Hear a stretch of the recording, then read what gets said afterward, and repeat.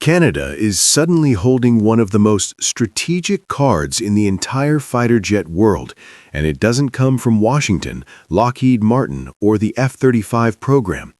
It comes from a quiet but powerful asset sitting just outside Montreal, Rolls-Royce Canada. This engine giant is now at the center of a potential Gripen deal that could transform Canada's defense industry, reduce dependence on the United States, and deliver something this country has sought for decades: real sovereign capability. At a time when Prime Minister Mark Carney is navigating Trump's tariffs, buy American pressure, and a shifting global security landscape, this isn't just a jet debate. It's a battle over who gets to shape Canada's future. The path to that transformation becomes clearer when looking at the emerging Gripen negotiations and the role Rolls-Royce could play in rewriting Canada's defense posture.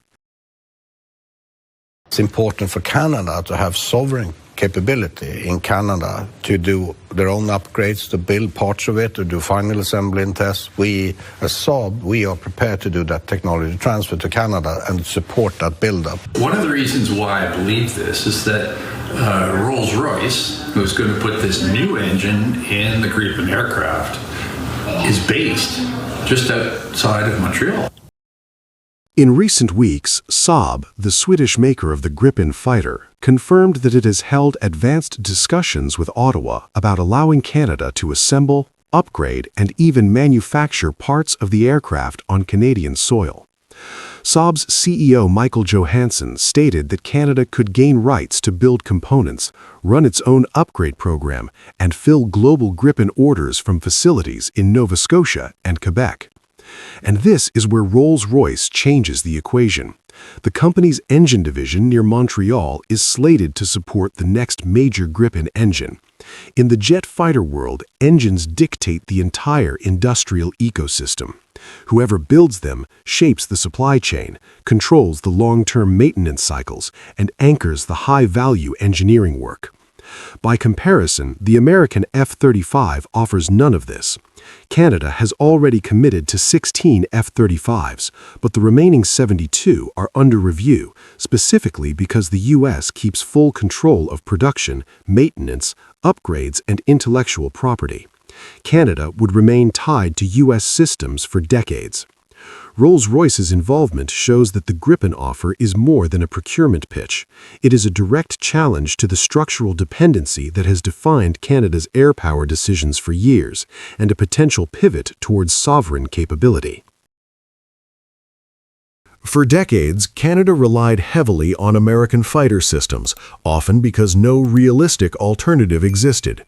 Under Trump's second term, Washington has used tariffs, trade pressure, and procurement expectations to pull partners toward U.S.-centric supply lines. Canada has seen this in the form of tariffs on metals, autos, lumber, and agricultural goods, all justified as economic security. This environment makes the F-35's restrictive rules a strategic liability. Canada cannot independently service, upgrade, or modernize the jet. Any disruption in U.S. supply chains becomes Canada's problem. Gripen disrupts that imbalance, and Rolls-Royce gives Canada the industrial foundation to make that disruption viable. Rolls-Royce Canada is not a symbolic partner. It is one of the country's most advanced aerospace facilities, capable of supporting fighter jet engines at scale. If Gripen production begins in Canada, Rolls-Royce becomes the engine hub for the entire program. Canadian engineers would gain expertise, Canadian testing facilities would become essential nodes, and Canada would finally control a significant part of its own fighter jet technology. Nothing similar exists under the F-35. Pratt & Whitney guards all engine intellectual property. Maintenance hubs are assigned by American authorities, and upgrades follow American priorities, not Canada's. Gripen may not match the F-35 in some high-end capabilities, but it gives Canada industrial independence, something Washington has never offered. A Saab-Rolls-Royce partnership could generate up to 10,000 jobs across Nova Scotia, Quebec, and Ontario. More importantly, these are long-term, high-value positions tied to engineering, manufacturing, and research, not short-term offsets that disappear after delivery. This fits squarely within the industrial direction Carney has emphasized since early 2025, a stronger domestic manufacturing base, expanded aerospace capabilities, and economic diversification that reduces exposure to U.S. decisions. A Gripen line anchored by Rolls-Royce would move Canada from being a buyer of other nations' military technology to being a genuine co-producer in the global market. For years, Washington expected allies to purchase U.S. jets as a default. But if Canada adopts Gripen for the bulk of its fleet, it signals a strategic realignment. Canada would no longer rely exclusively on U.S. sustainment pipelines or procurement decisions. Such a move undercuts Trump's core message that American manufacturing should dominate every allied defense market. It shows that Canada is building its own aerospace identity and doing so with partners willing to share technology and production rights. It is not anti-American, it is simply pro-Canadian, but it does shift the balance of influence in a way Washington is not used to seeing. The most striking part of this evolving story is how quietly it is unfolding. No speeches, no confrontations, no grand declarations. Yet the implications are enormous. A Canada that hosts Gripen engine development, assembly capability, and long-term sustainment becomes a country that reduces its vulnerability to American supply chains. It becomes a country that can export, innovate, and negotiate from a position of strength. It becomes, for the first time in decades, a country with true aerospace leverage inside NATO. This is not merely a procurement shift, it is a redefinition of Canada's strategic identity, and Rolls-Royce is the hinge that makes that possible. What makes this moment even more consequential is how it redefines Canada's bargaining power beyond the aerospace sector itself. A domestic engine hub backed by Rolls-Royce gives Ottawa leverage in trade talks, procurement negotiations, and even broader industrial strategy. It signals to global partners that Canada is no longer content to play the role of passive customer in U.S.-centric supply chains. Instead, it is positioning itself as a country capable of anchoring high-value production, shaping allied defense options, and influencing economic decisions within NATO. Quietly but decisively, Canada is stepping into a tier of strategic relevance it has long been denied. Rolls-Royce's involvement in the Gripen proposal marks a moment where Canada can move beyond its traditional role as a defense customer and step into the role of co-creator. It offers high-value jobs, industrial independence, and a geopolitical freedom Canada has rarely had. Carney's government now faces a defining choice: continue down a path dominated by U.S. systems and U.S. priorities, or seize the opportunity to build a Canadian-anchored air power industry that strengthens the country's sovereignty and future readiness. The question is simple: should Canada remain dependent on American air power supply chains, or is this the moment to finally build a fighter jet industry that belongs to Canadians? Your thoughts are welcome below. And we're going to make sure that we're leaders around the world when it comes to battery manufacturing, electric vehicles. Premier Ford on hand as Norwegian manufacturer Vianode announced a $3.2 billion investment into its synthetic graphite plant at Yarmouth Yard. And coming on the heels of Volkswagen's groundbreaking of its $7 billion PowerCo Gigafactory producing batteries for EVs. Canada itself has a stable, predictable political system and situation, so that's very important for companies investing a lot of money. The investment will create 300 jobs in its initial phase, with 1,000 jobs at full capacity. Canada just secured a win that cuts straight into the global supply chain battle. While the United States under Donald Trump braces for another wave of tariff fights and corporate lawsuits, a major European company has quietly made its verdict: trust the stable country. Trust the predictable country. And in 2025, that country is Canada. Norway's Vianode has chosen Ontario for a $3.2 billion synthetic graphite plant, one of the most strategic clean tech investments in North America. And whether Washington likes it or not, this is what real global confidence looks like. Vianode, a leading Norwegian materials company, will build North America's largest synthetic graphite production facility in St. Thomas, Ontario. Synthetic graphite isn't just another factory input, it is the backbone of the lithium-ion battery. It is the heaviest component by weight, a NATO-listed critical mineral, and today almost entirely controlled by China. 95% of global synthetic graphite supply still flows from Chinese producers, a dependency Western governments are desperate to break. Vianode's CEO, Burkhard Strauss, made the decision sound simple. Canada, he said, offers a stable and predictable political environment, the kind of environment a company needs when investing billions. The project begins with 300 local jobs and will scale to roughly 1,000 when the plant reaches full capacity. Production is expected to hit 150,000 tons of synthetic graphite per year, enough material for roughly 2 million electric vehicles. Ontario is backing the project with a $670 million loan. Ottawa, through Export Development Canada, has signaled support worth up to $500 million. The Canada Infrastructure Bank is assessing further financing. In the middle of a global contest for clean tech investment, Canada is putting real money behind its industrial strategy, and it is paying off. What makes the moment even striking is the backdrop.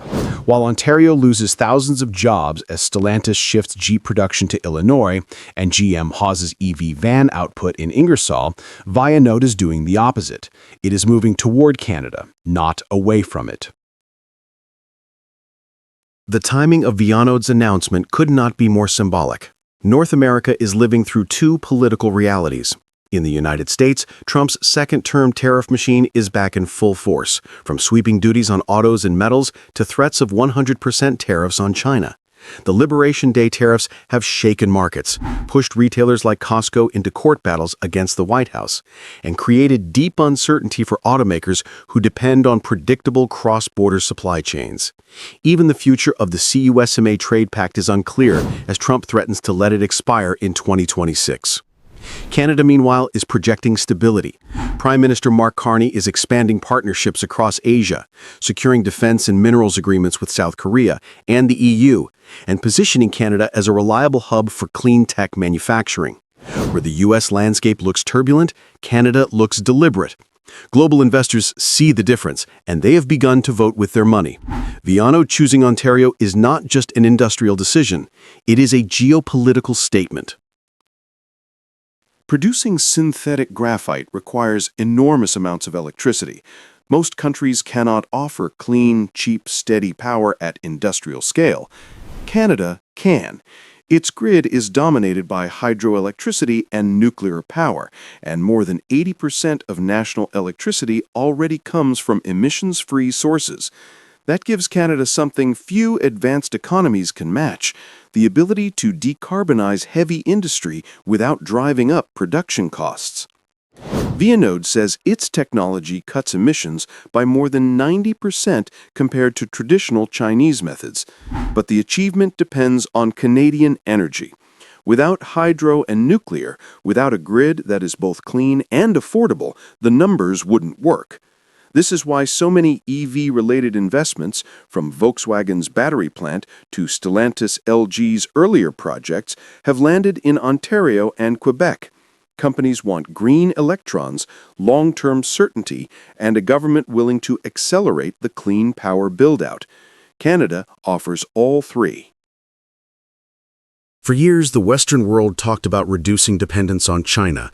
Very few countries actually acted on it. Canada is now one of the exceptions. By hosting Vianode's plant, Canada helps create a non-Chinese supply of synthetic graphite, a domestic capacity to support EV manufacturers, battery plants, energy storage companies, and even defense sectors across the G7. This sends a message. Canada is no longer just exporting raw minerals. It is building advanced processing capacity. It is moving up the value chain, and it is becoming essential to countries that need secure, democratic, environmentally compliant supply lines far away from Beijing's control. For decades, companies entering North America went straight to the United States. That assumption is breaking. Trump's tariff waves, his threats to tear up trade agreements, and the ongoing legal challenges from American corporations have reshaped how global investors perceive risk. The North American giant suddenly looks unpredictable. The consequences are already visible. Automakers have delayed U.S. battery projects. EV production targets have been scaled back. Supply chain plans have been rewritten to avoid tariff exposure, and the looming 2026 CUSMA review casts another layer of uncertainty over companies that depend on integrated continental trade. Canada, in contrast, offers clarity. Investors know the rules. They know the climate policy direction. They know the grid will stay clean. The government will support industrial transformation, and long-term trade relationships will be honored, not threatened on social media. Vinode's CEO phrased it diplomatically, but the implication was unmistakable. Canada is the safer, long-term investment. This investment gives Canada more than jobs. It gives the country leverage in negotiations, leverage in supply chain deals, and leverage in the emerging clean tech race. As global demand for batteries accelerates, countries with processing capacity, not just raw minerals, will shape the next chapter of industrial geography. Canada is now one of those countries. The United States wants secure, reliable supply chains. Yet it is Canada, not the U.S., that is attracting the cornerstone projects needed to build them. As the world shifts to clean technology, Canada is not merely keeping pace, it is setting the pace. Vinode's $3.2 billion decision is more than a factory announcement. It is a declaration that Canada has become the stable anchor in an unstable North America. While the U.S. wrestles with tariff shocks and political volatility, Canada is building a future-proof economy grounded in clean energy, critical minerals, and trust. Investors are watching, governments are watching, and the question now is simple. If Vinode made this move, who's next?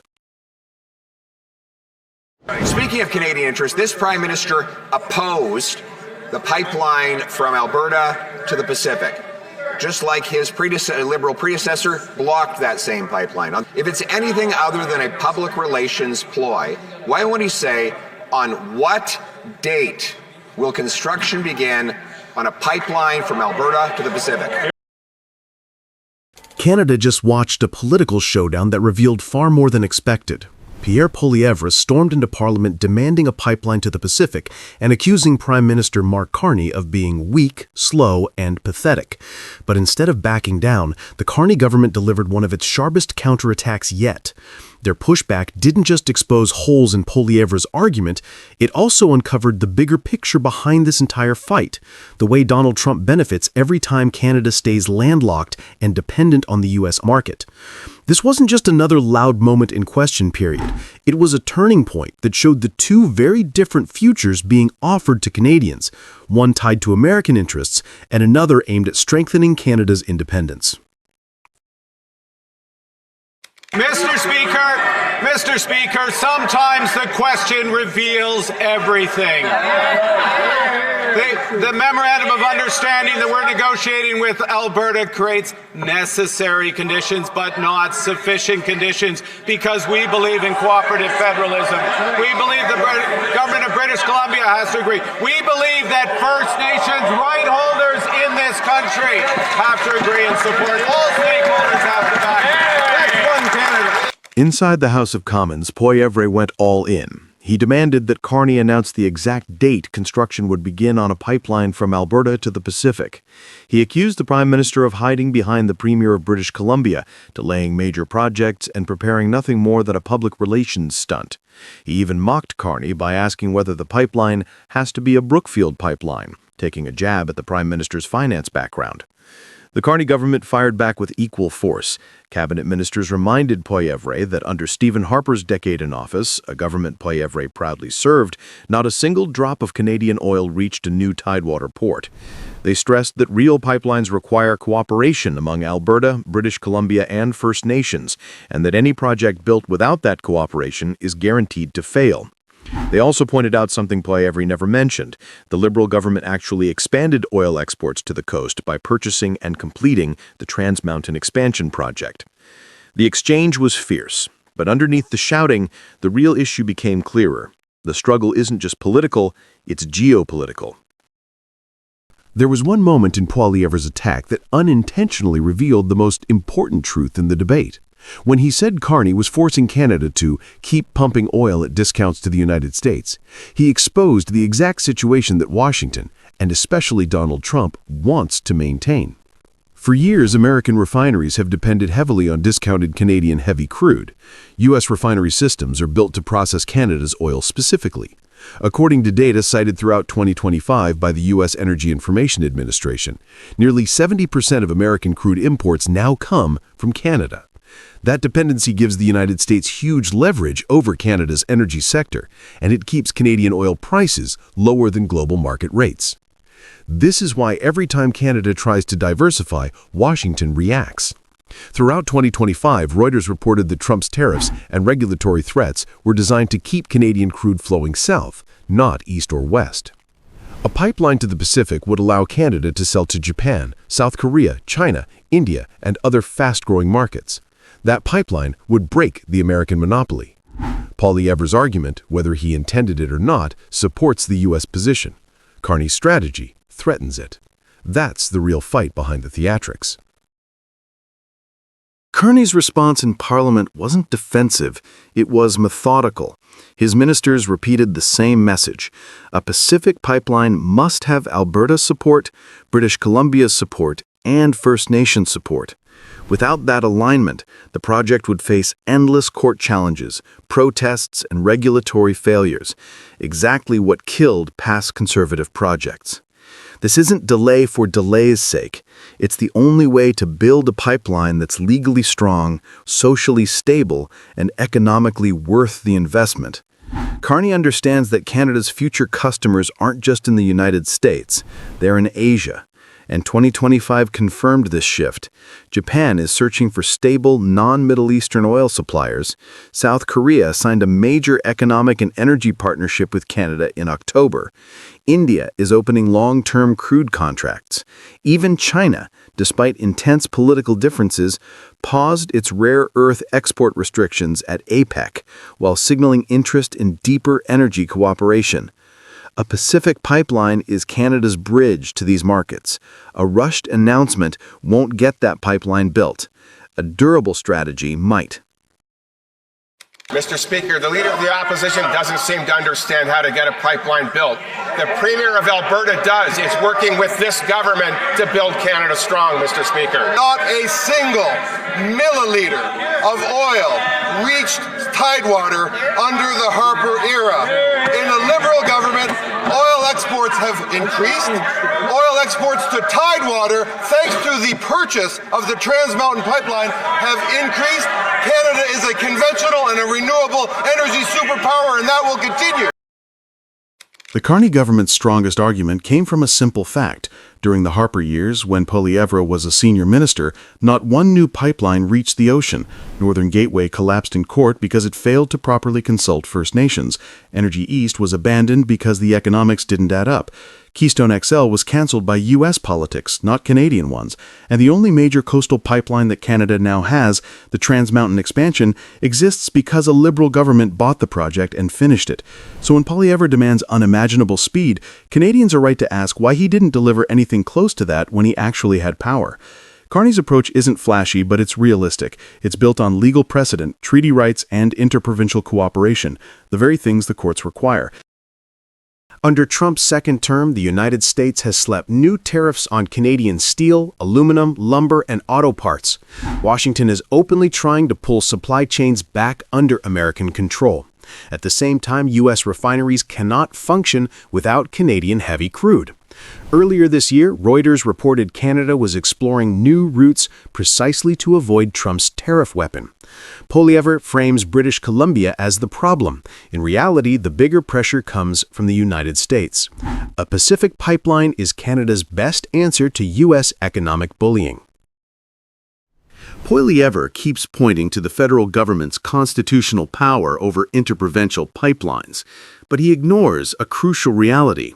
For more than 2 decades, the Supreme Court of Canada has ruled consistently that the federal government must consult and accommodate First Nations whose territories are affected. Any pipeline that ignores this is guaranteed to be struck down.